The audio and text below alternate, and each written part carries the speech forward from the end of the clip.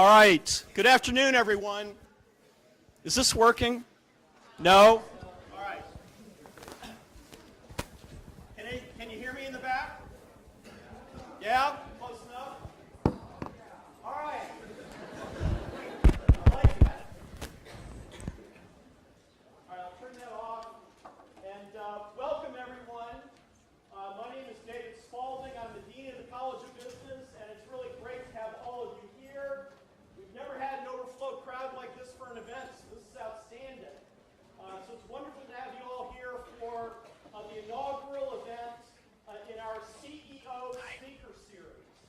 So this is a series that we're planning on having here at the college once or twice each semester. Bring a CEO of a major company in to speak to our students, give you a case of their Guys, how are you, man? Good to see you. how they got to where they are and the challenges that they're facing. So this is going to be a regular part of what we do here at the college. But it's great to have you all here for the first one of these events that we're holding. I was asked to make one announcement. If you are a member of the Entrepreneurship Club, the Entrepreneurship Club is going to do a brief gathering right down here in front when the talk is over. So Entrepreneurship Club, gather down here when the talk's over.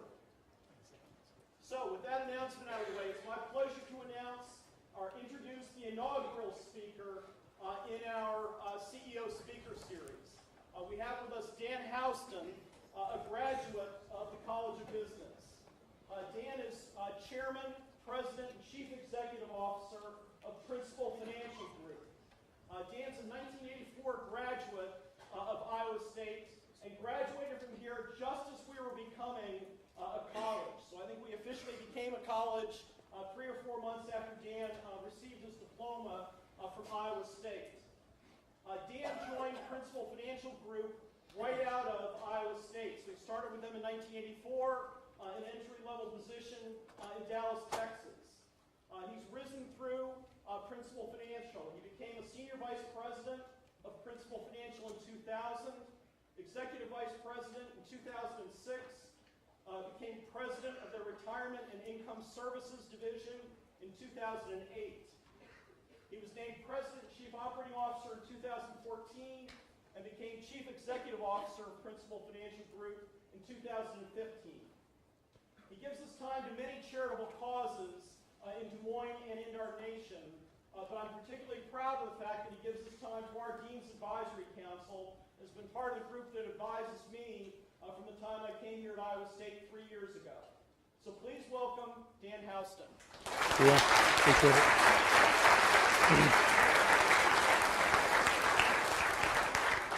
What a pleasure. Can you hear me in the back? Is it working? Very good. What a pleasure it is to be here. Dean Spalding, thank you for that very generous introduction. I wish I could say I was so popular that every one of you came at 5 o'clock, right? Or is it 5:30 to hear a speaker without getting credit? Who came here because of the credit? This is the liar cheaters test. All right, how many? Yeah, all right, very good. I get it, I understand it. Iowa State does play a very special part of my life.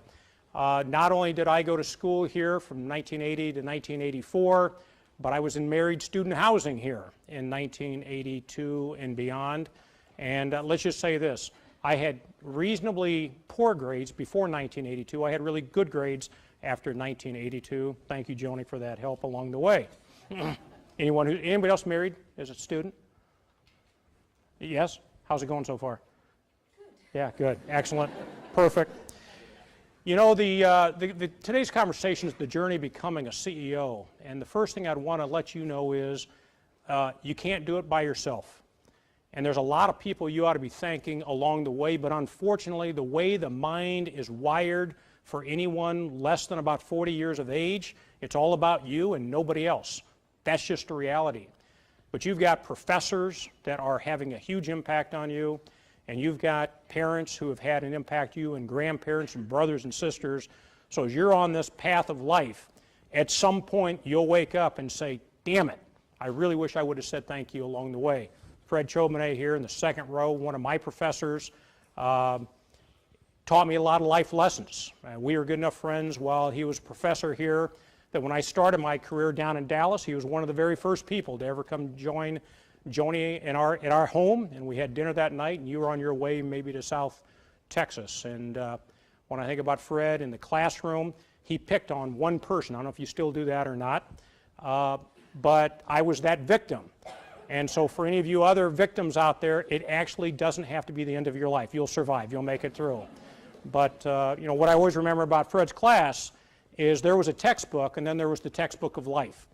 And to be able to share the stories and talk about what you could really expect would go on in the business world as opposed to this small microcosm of just being in college. I had a very unique background, and I won't spend too much time talking about growing up, but it's enough different, enough unique that you might find it interesting. And the fact of the matter is, although I was born in Iowa, I moved to Houston, Texas when I was 10 years old. But I never lived a summer in Texas. I spent all my summers in Iowa. So if you can imagine, in 1972, the population of Houston, Texas was 1.7 million people. And the population of the town that my wife is from, that I spent every summer living with my grandparents, was a population of 400. Slight difference in those two numbers. And you might ask yourself the question, why is that such a big deal? Well, the reason that's such a big deal is when you're in the city the size of Houston, everything gets sterilized. Everything's homogeneous. You don't know the business leaders. You don't know the person who owns the bank or the grocery store or the hardware store. And you're just a consumer in a very, very vast market. You don't even understand how politics work. So for some of you, and many of you who are from small town Iowa, don't discount the facts I'm about ready to share with you. Because in Dow City, Iowa, not Dow's, but Dow City. Anybody from Denison, Dow City, right over here? Where are you from? Dow City. Really? Last name is? Your last name? Montiel. Very good. Excellent. Here. I'll talk to you afterwards. You can tell me where all the good bars are now. But what Dow City taught you was there was an owner of the hardware store. We called him Freddie Fix-Its. There was a guy that ran the DX station. It was Ralph. There was Frank. What's Frank do? Frank the bank. Frank ran the bank. But everyone, Barney ran the locker, right?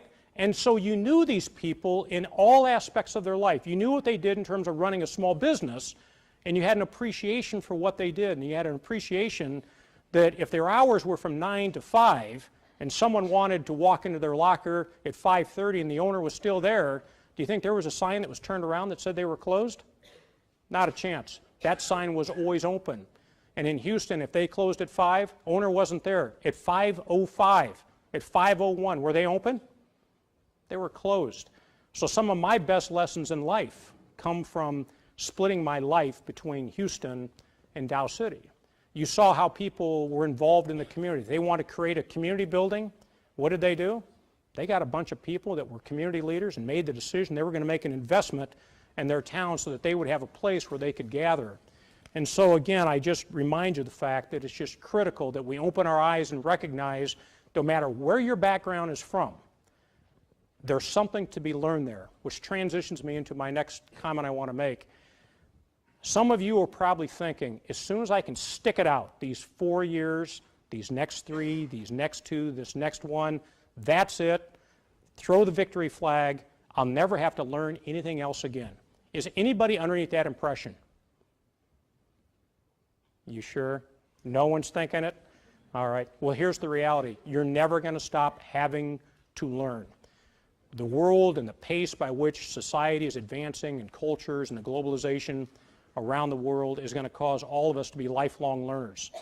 And that's probably one of my biggest takeaways in life, that you had a good preparation to get you through Iowa State, and you had some great professors. Yesterday, in the last couple of days, I was in Washington, D.C. at the Business Roundtable. This would be the 250 largest corporations in the U.S., and these are only for CEO meetings. And we had just conducted a survey of the Business Roundtable members and asked one simple question in a survey, which is, what is the number one item that businesses are looking for today out of their graduates coming into the workforce from college? Anybody want to take a guess what that skill set was?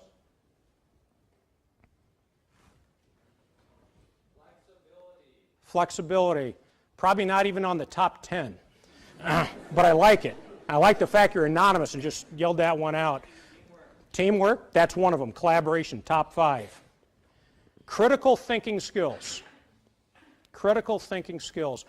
Every one of you is either in a class or has had a class that thought, I'll never use this information again. Right? Am I just making that up? Because I know Fred was teaching some of that to me. That I'll never use that again. But here's the reality. It taught you how to think differently. Critical thinking skills at the principal are probably one of our highest priorities. The second thing that you all do incredibly well, that your parents do a pretty lousy job of doing, it's collaboration. It's the coming together to solve problems in a very collective manner, in a lab sort of setting. And so these critical thinking skills, along with your ability to collaborate, the third skill that's critical that comes out of the Business Roundtable study, what else? You do it every day. There it is. Is that the same one? All right. Very good. You ought to stand up then, because that was right. Communication skills. And I'm not talking about how fast you can run those digits across the smartphone. I'm talking about, can you look someone in the eye and have a serious conversation about solving a serious problem? That's the ability to properly communicate. Feels awkward, doesn't it? Because we had to make this eye contact, right? I can see it here. Yeah, not quite there yet. I got it. The point is, this communication skills, your ability to communicate, is really, really vital. And that's another one of those skill sets. So collaboration, critical thinking skills, your ability to communicate orally and via a written document. And I'm going to disappoint a lot of you. A paper is not defined by a paragraph. Communications isn't defined by 4 words that try to make up part of a sentence. It does require at times more thought that goes into your communications. But make no mistake, it's a big deal. And the last thing, although it didn't show up on this particular survey, that I would tell you, I think, again, the millennials have done a better job than we have as baby boomers. It's this recognition of a global society. And, you know, discrimination, there is no room for it. And your ability to be inclusive, your ability to accept and embrace diversity, those are all skill sets that will serve you well. For those of you who have ever traveled internationally, when they talk about the ugly American, you want to make sure they're not talking about you. But we do have a habit of making ourselves look like a fool on the global stage with some frequency. Do some study, have some appreciation. You go to someone else's country, know something about their politics, know something about their religion, know something about their language, know something about their customs and their norms. Okay? It's important. They will greatly appreciate any attempt that you will have to try to solve that problem. Second issue is dealing with stress as a CEO. Any of you dealing with stress as a student? You can be honest here. Any stress out there? Okay? Yep. Okay. Are you married? Don't answer that. Any stress? There it is. All right, got it. I've used this example on more than one occasion. We all think we're overworked and that we're incredibly stressed and we've exhausted all the available time that we have. Is that a relatively true statement? Guys are staying up all night trying to solve, you got 4, 5, 6 different classes, you got papers due, you got quizzes coming up, you got midterms, whatever the case is, you think you're both stressed and you've run out of time. Stress to me is a single woman with 2 kids, living on food stamps, trying to make her ends meet from one month to the next. That's stress. You wouldn't be sitting in these rooms if you had stress. I think we manufacture and we design for ourselves a very convenient view of the world and somehow suggest it's stressful. And the reality is the vast majority of people out in the rest of the world, they're starving. They're trying to just make a go of it, and you're sitting in a very, very nice building, getting a great education to set you up for success.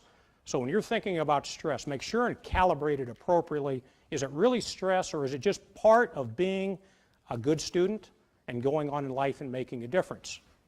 That, to me, is a better understanding of stress. Also, we're all incredibly busy. Last couple of days I've been in D.C. We had meetings all morning. I've got to I've got a busy schedule next week. I could tell you I'm very, very busy. But here's an offer to each one of you. If I told you, if you got all your work done you needed to get today, all your homework, every bit of your homework done, You got all the sleeping you need to get done. If I told you there was a tree right outside of Jardine, right between here and the Memorial Union, and that tree grew $100 bills, and when you got everything else done, you could go pick off $100 bills off that tree. Is there anybody in this auditorium that wouldn't have time to go get $100 bills off the tree? I'll bet not. So again, a lot of this has to do, I think, with prioritization. The whole point, on this mission, on this journey about becoming a CEO, there are lots of sorts of priorities that we have to prioritize. One of those priorities is giving back to your community. I think it's imperative that we give back to our communities. It's important you give back to your university. Sukurati in the front row here, Bankers Trust, CEO, Chairman, Mr. Community, and has a profound impact on not only Des Moines, but Iowa in general. And he's incredibly generous with both his time and his money, and a great role model for people like myself. The third thing I really want to get into here is relative to people. And people is a big part of leadership and running a business. And what you might find out early on in your careers, when you're an individual contributor, you can have a weird, kind of funky sort of personality. And no one's really going to care. Matter of fact, they might think that you're unique and that you're really odd, but he's odd in a good way. She's strange in a good way. At some point in your charge of being a leader, you're not going to have that same luxury. There's going to be a higher expectation of your ability to communicate, collaborate, work as a team, have the general knowledge. And I want to come back to that here in just a few minutes. But the real point about people is you are going to be disappointed with coworkers along the way. And as much as you'd like to just simply say, well, I'm just not going to work with them anymore, it doesn't work that way in life. You've got to find a way to work with people that you don't necessarily like being around. There are coaches you've had, there's professors you've had. In some cases, you may have parents that at any given moment, you're not real keen on their approach. But something tells me 3 years, 5 years, 10 years down the road, you'll find the brilliance, and it's going to fall into one of two categories. One category is, they were hard on me, I just didn't realize it. It's the best thing the coach ever could have done for me to make me a better athlete, to be a better student, whatever the case might be. But the other half of the equation may be, nope, I've now looked back after the last 10 years, they were just lousy. And that's a great lesson on you'll never be that kind of person. But I've always looked at whether I had a boss or a coworker that somehow you wanted to not work with very closely. The reality is you can learn as much what not to do as you can learn on what to do. And the good news about that is you're in a position to make that election. That's just part of it. Persistency and due diligence is another thing that I think, again, if you're going to be a CEO, if you're going to run a major company, you've got to be able to be adaptable, you need to be resilient, and you need to overcome adversity relatively quickly. Because I can assure you, once you've got those senior level jobs, no one is calling you up to say, hey Dan, I just want to let you know, I think you and your team are just doing a great job. Those aren't the letters, those aren't the phone calls, those aren't the meetings you get. By the time it gets to you, things are fouled up, okay? Something in a foreign country is broken, okay? There's been a breach in security. There's been an issue related to malfeasance on the part of your chief financial officer in one of these foreign countries. They have certain employment laws that don't allow you to terminate them. You got to keep them on until the investigation's complete. HR policies are different around the world.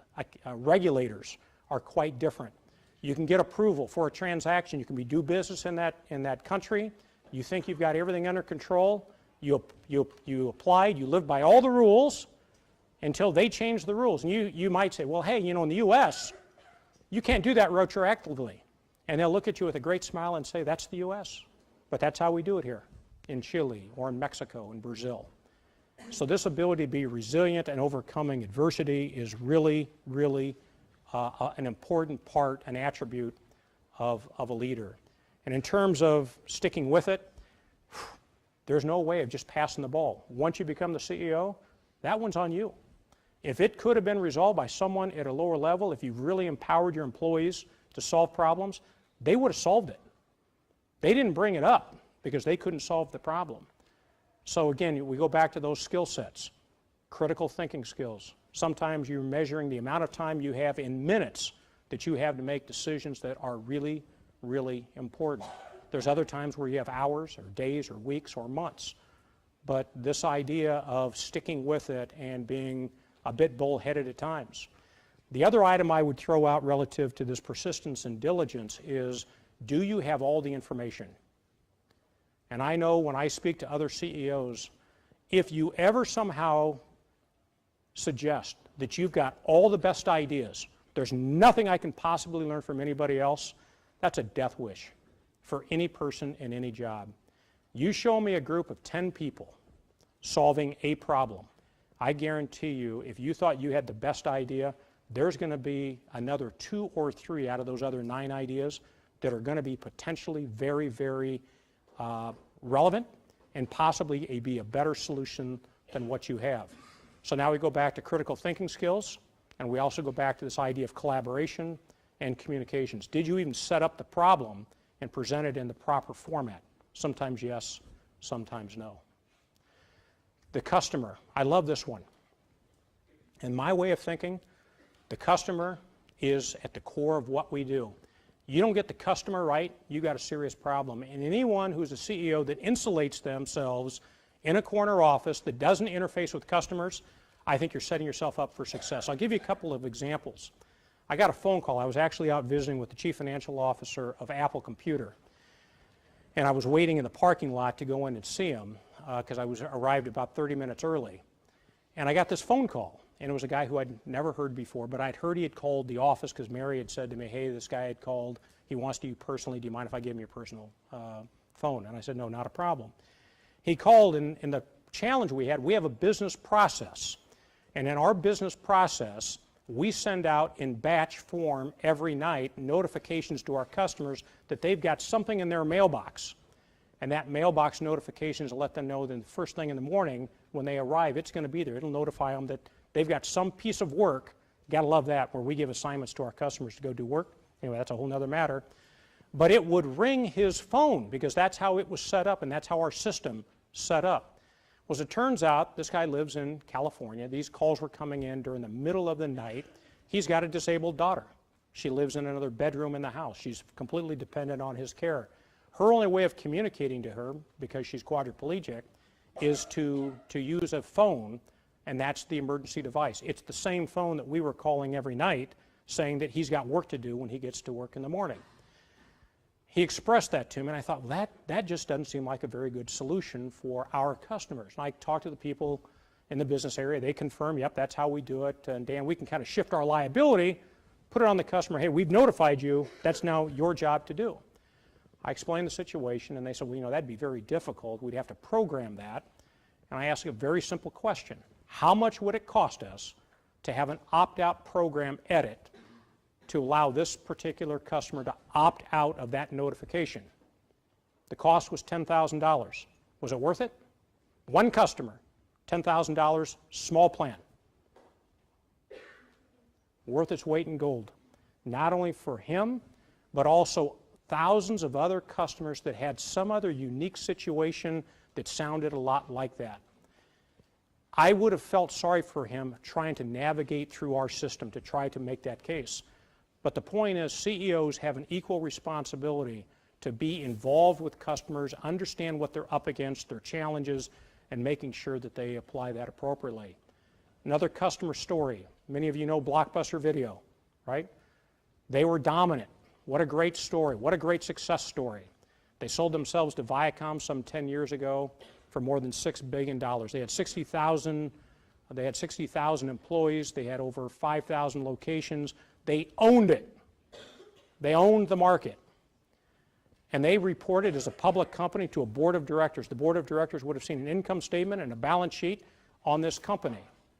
And one of the lines on that income statement was other. And the other generated 16% of the total revenues of that company. Well, one of their particular customers who had an income line that showed up in other was a guy by the name of Reed Hastings. Anybody know Reed Hastings?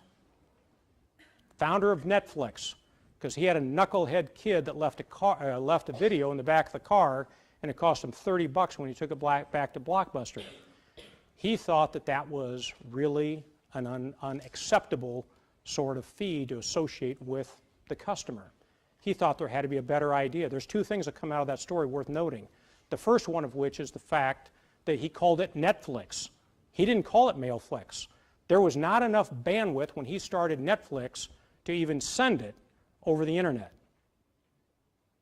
Why didn't he call it Mailflix? Because he had enough vision to say it's going to be on the internet. He called it Netflix.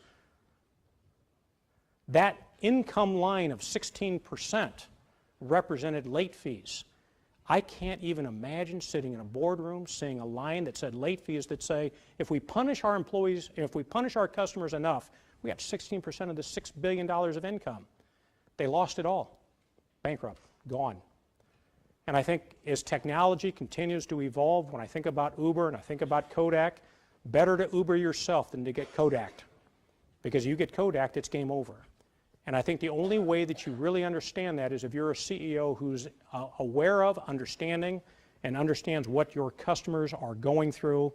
And I will always remember my experience starting my career in the first 6.5 years of my life, seeing our customers every single day and our intermediaries. It certainly, from my perspective, I think set me up for potentially more success. The other area I want to talk a little bit about is character traits. There's a lot of things you may not have. You may not be the smartest guy in the room. You may not be the most enjoyable guy in the room. You may not be the most popular gal in the room. All of that stuff really won't matter in business. But I'll tell you one thing you can't buy, and you get it one time, and if you lose it, you're done. What is it? Your reputation. Your reputation. You get one shot at that one. Integrity will matter. Integrity matters in a really, really material way. To lose the trust of a coworker is setting you up for failure. Lose the trust as a CEO, it's game over. CEOs get replaced for not having the trust. There's a lot of ways you can foul up a business, but a surefire way to get bounced out of a job is to lack integrity, doing the right thing. And sometimes doing the right thing is far and away the most unpopular thing to do. I reflect back to 2010. We had a very difficult decision to make at the principal. And the decision was the Obama administration just passed the Accountable Care Act. It was a big deal. We had 975,000 health insurance customers. We had 1,650 employees that were dependent on that line of business to feed their family. I had been in the job for 60 days and had to come to a conclusion, do we want to be in the health insurance business? I can assure you the board wasn't looking at me saying, hey Dan, why don't you take the next couple of years, figure that one out, and let us know what you want to do.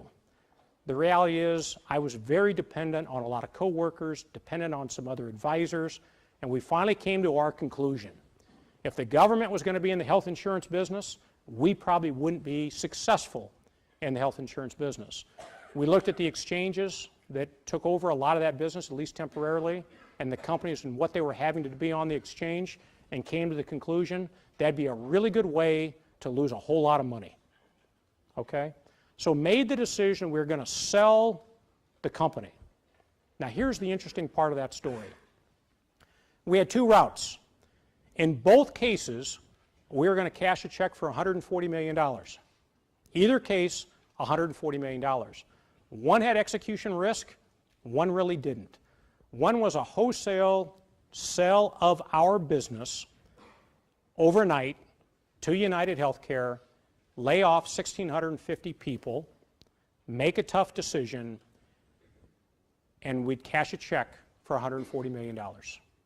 That was plan A. Plan B, they were our customers, and some of them had been customers for over 50 years.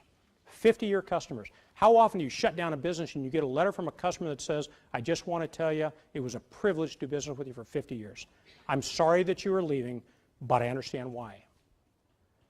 The other option was to run off the business to United in a more orderly fashion over a 3-year period of time, and we would allow our employees over a 3-year period of time to leave the organization, to be placed, to be retired, to go other parts of town. I was personally involved in calling on other employers that had maybe an appetite to hire these sorts of individuals. And so instead of 1,650 people being terminated overnight, we ended up actually having to terminate about 500. The other either retired or we were able to place them in other parts of our organization. The check we cashed after 3 years was $140 million. Which was the right decision? Bird in the hand, $140. Bird in the bush, 2 in the bush, $140. What do you do? You do it over 3 years. And you do it over 3 years, and I see Lindsay over here, one of our best recruiters in our HR area, Iowa State grad, does a great job, because we have something that we want to keep intact. It's a reputation. We had to leave the business, but how we left the business was going to matter. That's reputational risk. If we want to come to Iowa State and tell you, come to the principal, we're a great place to start your career. We just weren't going to put our reputation at risk. Unfortunately, 500 moms and dads had to go home and tell their spouses they lost their job. Okay?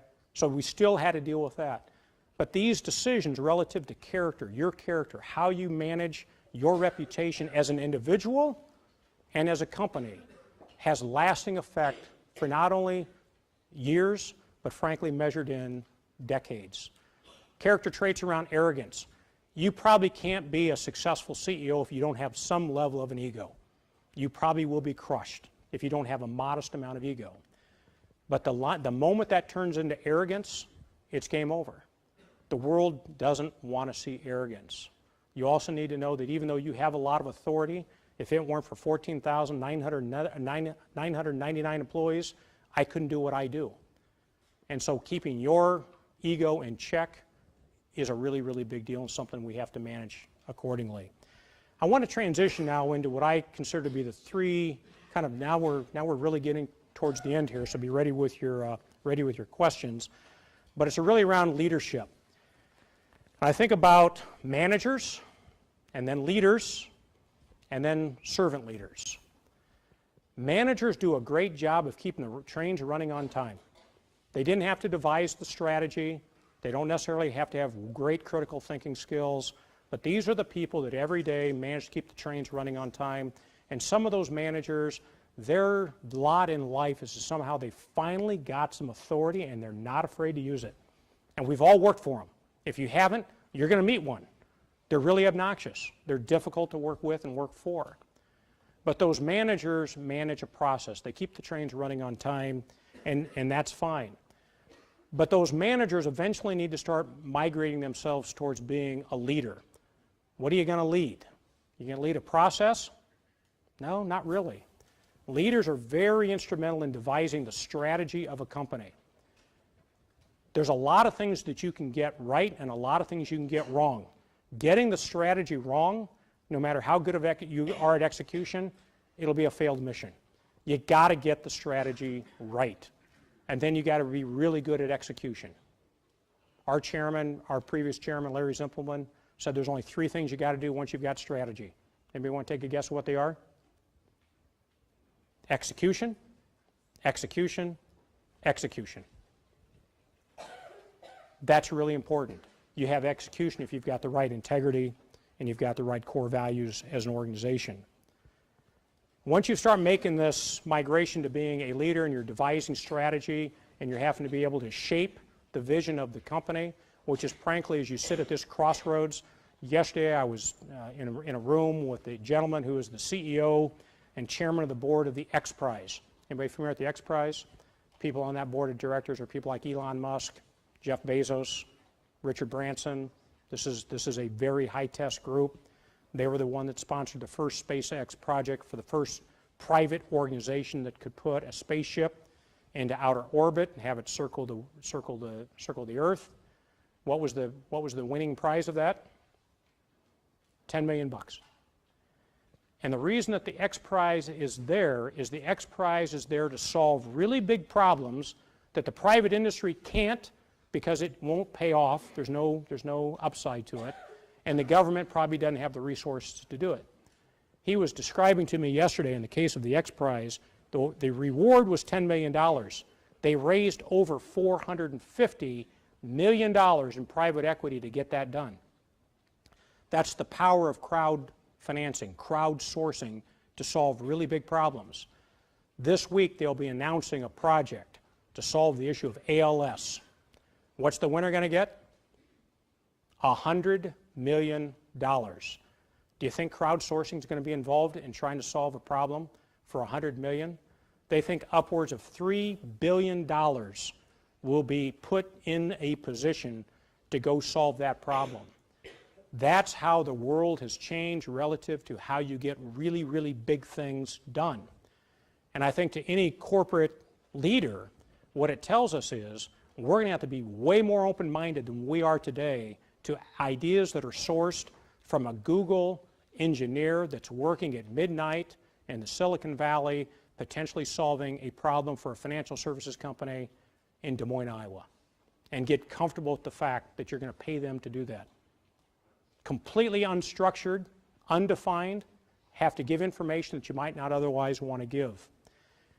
So this migration from manager to leader is really important to understand the vision, the strategy, and certainly the execution of that. And then the last I would say is the servant leadership. And you'll know it when you see it. These are the people that give back. They give back in a very meaningful way. And the payback oftentimes is not there. You'd certainly never measure it from a monetary perspective. They prioritize other people's needs over themselves. They really try to solve big, big issues. They have a way of energizing organizations and energizing and focusing a group of people to get really big things done. And oftentimes what you find from these leaders is they have very relevant, teachable points of views. That servant leadership, if you've ever read Jim Collins and what he talks about, he would call it a level 5 leader. If you want a really good look at what it looks like, no further than Sukaradia. Level 5 leader all the way. Okay? Iowa State graduate. At this time, I'm going to pause questions. And my understanding is either we get 10 questions or we go until 9 o'clock. I'm flexible either way. They're bringing lunch in for me. I don't know about you guys, or dinner, but they said a couple of beers too. But so with that, let's jump right to Q&A. Yes, sir. So when you're a student here at Iowa State, what clubs were you involved in, or if those clubs didn't exist, what would you go back to do again, but could you do differently? Oh boy, that's a loaded question. So for those of you that couldn't hear it, when I went to school back in 1980 to 1984, what clubs was I involved in? What other activities on campus was I involved with? The answer to that, and I'm embarrassed to say it, the answer is 0. When you're married and you are paying half the freight for your education, your club was working at Sears as a mechanic. And if you ask the question, why Sears as a mechanic? I'd never been a mechanic before, but when I went out to apply for a job at Sears or any place else that might be interested in me, I said, if you don't mind, can you tell me the positions that are open and what they pay? Like menswear was $3.25 an hour, and there was something in appliances that might have been $5 an hour, and then it had experienced mechanic, $10 an hour. You're looking at it, experienced mechanic. Brakes, alignments, tires, whatever it took. That was my job, and on the weekends I worked on a farm, so we were trying to make ends meet. There are a couple of things that I reflect back on if I could go back and do it different, and I'm really careful about what I'm about ready to say, because I got news for you. I wouldn't change a thing about my past. I wouldn't change the fact the last time I had a date, I was 15 years old, and she sits right up there. Best decision I ever made. I probably wasn't that good at dating anyway. I didn't have enough experience at 15 to really try that out. But the real point I'm going to make to you is you can't go back and rewrite it. If I was going to give you some advice, working hard is critical, and you might think you're working hard now, you're probably not working as hard as you think. Developing critical thinking skills, building a network, making connections, being selfless in how you conduct your time and your use of time, making sure that your connections are genuine, that there's really a relationship there. Do you know anything about their family? Do you know anything about what their interests are? And then I think from a club perspective, my guess is there's way more clubs today than there were 30 years ago. And I think that's great. Rather than trying to do 10 of them, I'd probably try to find the 2 or 3 that I could get passionate about. Earlier, I should have made the comment, when I think about really great leaders, they're passionate about what they do. I had 3 job offers coming out of Iowa State. If you think back to 1984, which you weren't born yet, likely, is that true? Yeah, that's very true, yeah. So when I think back, there was a oil crisis going on, CDs, 5-year CDs, paid 18% interest. Inflation was roughly 12%. But the beauty of being a college student, you're oblivious to all of these bad things. I had no idea I wasn't supposed to get a job. But I had 3 job offers. One was the Bankers Life, which is now the Principal Financial Group. One was Goodyear Tire and Rubber, which would have been really interesting. And one was the Georgia Pacific Company. And I was down in Dallas, Texas, meeting with a guy by the name of Chad Sims, who ultimately hired me. And Chad was trying to recruit me. And he said, Dan, he says, you can go to Goodyear and change tires the rest of your life. And he was using that, you know, in the broadest context of the world. Or you can come to the Banker's Life and change lives. Wouldn't you like to help generations of workers retire? So when I think about how you describe your company and what you really want to be and how you frame your career, the only thing I'm going to tell you is I don't care what you do. Just be passionate about what you do. Yesterday after my meeting at the Business Roundtable, I sit on the board. It was an appointment by the First Lady, Michelle Obama, and it's Partnership for a Healthy America on childhood obesity. And I was visiting in their corporate offices talking about an upcoming gala. And there were 2 people that were relatively new to the organization, and they were introducing themselves. One's name was Becca, the other one was Rebecca, not to be confused. And I asked them what their majors were, because here they are, 10 years into the business, they're raising money for the Partnership for a Healthy America. Rebecca is a fashion design major, and Becca is a sociologist. And my response was, your parents must be so happy. Of which their response was, we're both passionate about what the mission is here at the Partnership for a Healthy America. And for many of you in this room, who might even be seniors, that don't have a clue about what you want to do when you graduate in December or graduate in May, I will give you this one piece of advice about myself. I didn't have a clue what I was going to do in May of the year I graduated. Okay? But I was passionate about business. I wanted to be in business. And I knew that if I could find the right job, the right fit for me, that was going to be a good outcome. I think the clubs, whether it's the accounting club, the marketing club, the finance club, being involved on campus and doing things, networking with people, helped start shaping some of your views. But any of you out there who are unclear about what your next step is in life, there's not going to be any shortage for people who have good critical thinking skills, good collaboration skills, and a passion and your ability to communicate and tell an employer you want to join them because you want to make a difference. There's a question up here. Yes, right here, yeah. Hi there. On your road to becoming CEO, you mentioned a lot of previous roles. Which one would you say will set you up the most for your current success and why? Yeah, that's a good question. I think that was loud enough everyone could hear it. I've had 19 different job titles. Someone might make the argument, Dan, in 32 years you can't hold a job. That was humorous, and you guys are killing me. You got to give it up just a little. Okay, I got an ego too. You know what? I'll answer that question, but I want to say this first. Every time I ask that question of my peers, they usually say the same thing.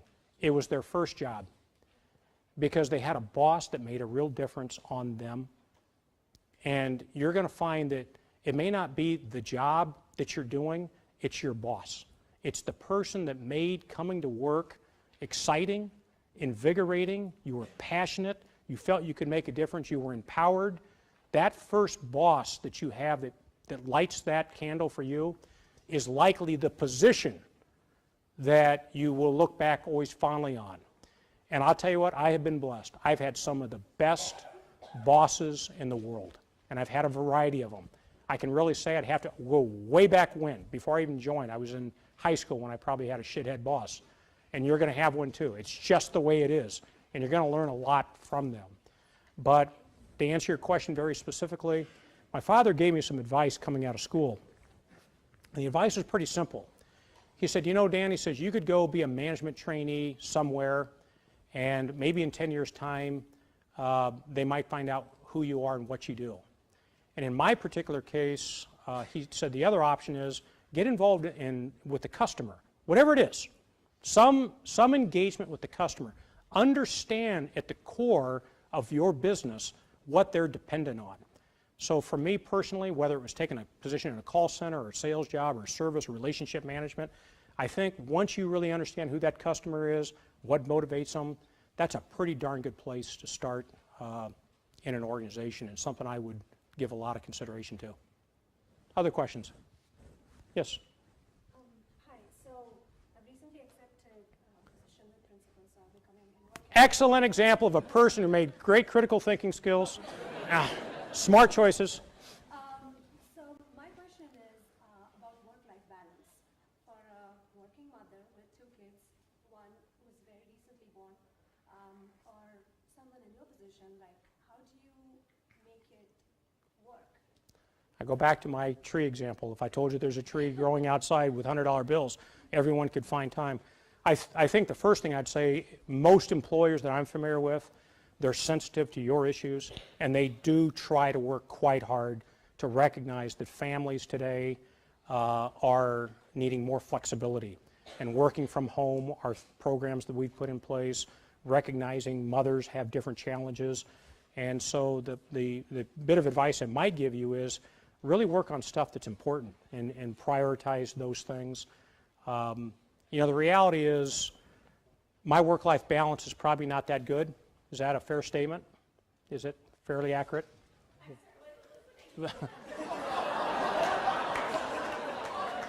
Young lady, I'll see you after class. So the question, Joni, is work-life balance. Wow, thank you for that support. Glad you made it here. Work-life balance. Never have missed a birthday, never have missed an anniversary, but have certainly left to go overseas on many Saturdays and Sundays. And when you are there, you've got to be present. You've got to be present. You know, just to sit around a dining room table, bail out the BlackBerry, or I guess the smartphone now. The BlackBerry, greatest device ever made, known to mankind as far as I'm concerned, but I lost the battle even at my own company. But you got to be present.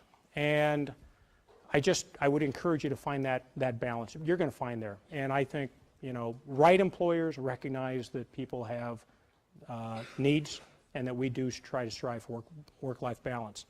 Although it doesn't look like it, I do try to work out with some regularity. You should be able to find the time to keep your mind and your body in reasonable shape. And for those of you who are wondering about body metabolism and all that great pizza and beer that you consume at this point of your life, you can get away with it. At 30, it's a notch down. At 40, it's a notch down. By time 50, you have to drink stuff you don't even like to drink, and you have to eat in small quantities. But it's a reality, right, Dean? Yeah, it is. There's another question. Yes, sir. Let's talk about servant leadership. How at our age can we give back and work to lead a better future? Yeah, you know, there is no shortage of opportunities to engage your community. The organization I chose, and Joni and I are both involved, is United Way of Central Iowa. There's 3 ways to support them. One is through giving, one is through advocating on their behalf, and one is through volunteering. There's a Story County United Way that I am very certain could benefit from any time that you'd like to allocate to read to young students, to be a big brother, big sister. It's a great place to go because they represent all of the various not-for-profits probably within Story County, and they need your help. There's a lot of walks. Everyone knows that's in the volunteer not-for-profit business that not everyone can afford to stroke a big check. But I can assure you, you can stroke a check of time. And time for you and the influence you can have on a young girl or young boy is going to matter. So that's at least one way that I have found that personally it's very, very gratifying. And I will tell you, and I know it sounds like a cliche, but every time I'm around a situation, I'm a better person to understand what they're having to overcome in their life. having grown up in Houston, we lived fairly close to the Fifth Ward to get to the Astrodome, which was another one of my jobs, working at the Astrodome. You drove through the Fifth Ward, and that was always my paradigm of what poor looked like, was the Fifth Ward in Houston, Texas. Or if you went through Harlem and New York City. And that was my lens until I was 44 years of age. And when I was 44, we were looking to locate a operation outside the United States. We do business, by the way, in 70 different countries. This particular country is the country of India, and I spent a week, felt like a month. And I don't mean to be disrespectful when I say that, but I can tell you, if you've ever thought, unless you're from India, that you've seen poor, you go to India for a week, they will redefine what poor looks like. But their attitude and their view on life is intoxicating. And there's haves and there's have-nots, but it redefined my views, it redefined my outlook about what poor looks like and what we need to do as a society to improve the overall quality of life. Bill Gates trying to solve for malaria is a big deal. Google trying to put internet on the desk of every schoolroom and every classroom in the world is a big deal. Principal, recently, I was down at a sales conference in Cabo San Lucas, and bring tears to your eyes to think about it, but in rural Cabo San Lucas, there is a school. It's a private school because there is no public school there. And they only had one small challenge. They had desk, because it was a bench. They had stools, so that was a check mark. They had 4 walls. They had a teacher. They only had one problem there. What do you think it was? No roof. No roof. So we've made it a policy of principle when we are in locations like that, we'll find a project to work on. In this particular case, it was raising the money to put a roof on a schoolhouse. We can't afford to do a schoolhouse roof on every city we go to or that we do business in. But you know what? If everyone just builds one roof, you can make a difference. And I know there's 30 or 40 students that are now going to go to school when it's raining, and they're going to get an education. They're going to make a difference. So no shortage of those kinds of opportunities. Yes, sir. That's no, sir. I need my glasses. Sorry. Please. It's the hat. What advice would you give us as far as like networking and interviews? Like as pretty average college students, I'd say, like what would you say would make us stand out? Yeah, so I think one is you need to be very well read. I think we're all served by reading. There are very few leaders that you would know and you'd pick up a paper that wouldn't take a meeting with you. I have one small stipulation. My meetings start at 4:30 in the morning and go till 6. Anybody in this classroom wants to have a meeting in that period of time, I'm more than happy to meet with you. We'll see how bad you want to have a meeting, okay? But that's how I try to manage my time.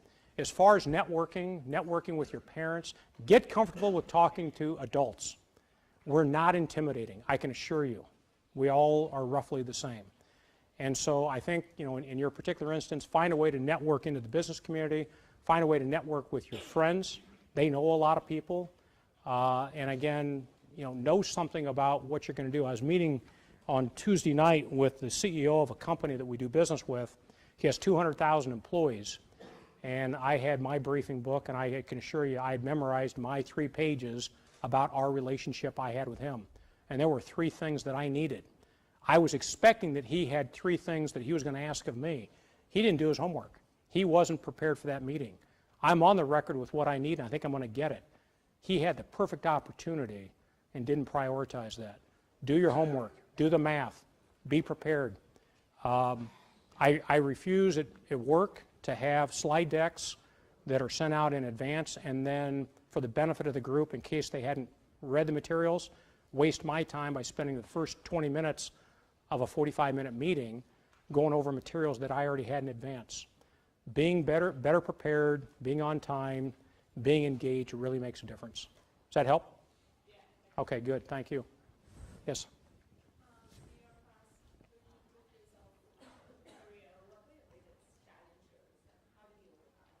Getting my wife to listen when I spoke. That was probably my biggest challenge. But as you can see, I'm still working on that today. You know, Yeah, exactly. I like that. Maybe if I had something more relevant to say, she might listen. But I think in this particular instance, it's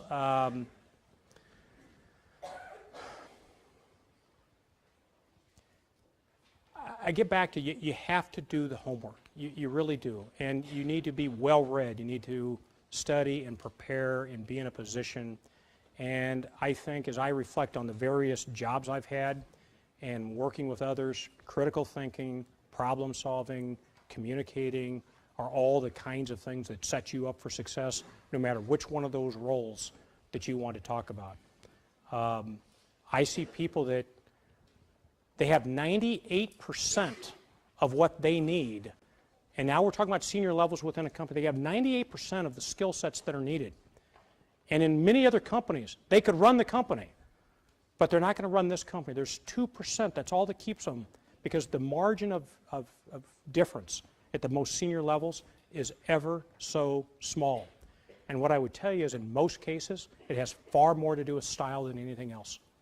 Can they collaborate with a group of people and get things done? Consensus, building consensus, and then ultimately get stuff done. If you've promised to do something and you don't do it, that's a strike against credibility, and you won't survive, you won't make it. One other story I just want to share with you very quickly. I work with our chief economist, Bob Bauer, is phenomenal. And Bob is an Iowa State graduate. Bob graduated from Iowa State back in the 1960s. He graduated from Iowa State University. He went home and farmed for the next 25 years. Bob then decided, just as someone who likes to learn and challenge himself, in 1987 he came back to Iowa State and got his PhD in economics. He joined us in 1992. 1992, so you can do your math. Bob's 70 years old. He works incredibly hard. Bob's never quit learning. Think about that. 1960, goes to Iowa State, gets a degree in agriculture, comes back, gets his PhD in economics. One of the most well-spoken, most respected economists in the world. Iowa State generates really smart, capable, that was subtle, really smart, capable people, and it's a privilege to, frankly, have had my relationship with Dean Spalding and President Leith and Iowa State University. It's truly been a privilege. I appreciate you coming here today. I wish you wouldn't have had to get extra credit to show up. Maybe we'll try it again without extra credit. We'll see if we can fill this place. But I wish you much success and happiness. Good luck. Thank you.